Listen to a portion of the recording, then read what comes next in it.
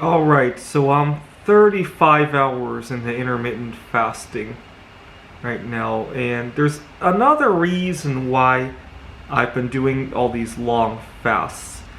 And it comes down to an interesting relationship. I wouldn't say good or bad, but an interesting relationship I have with my landlord who I live with, and something that I need to watch out for the next time I move, especially if I'm going to be living with other people. So my landlord is also Asian, also Taiwanese actually.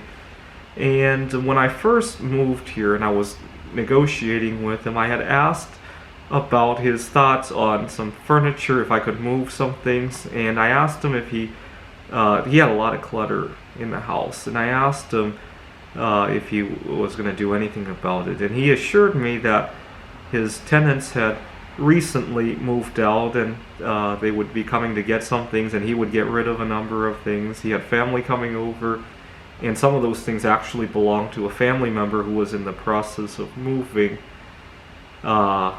And then he left for a vacation.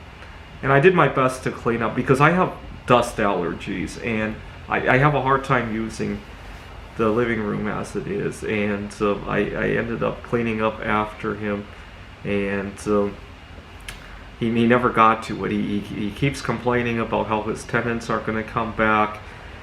Now, as if that's not bad enough, I can't use the kitchen in peace. He comments on my food choices, my cooking style, and one time we got into almost a fight because he was commenting about how tasteless all the things that I was eating was. He was about to throw something into my dish. I have food allergies, and that's not going to work very well. And so I shouted at him and I pushed his hand away. And I felt really badly that I had to do that. Don't get me wrong, I'm not trying to be violent or anything, but I felt really badly. In retrospect, had I not overreacted, I probably should have let him throw whatever it was in there and then get rid of it. Instead of being violent about it, he never complained about how I pushed his hand away, but I feel badly about it. And on top of that, he just talks a lot. Politics, current events. I just want some peace, after the night is done, and to go to the kitchen and cook something.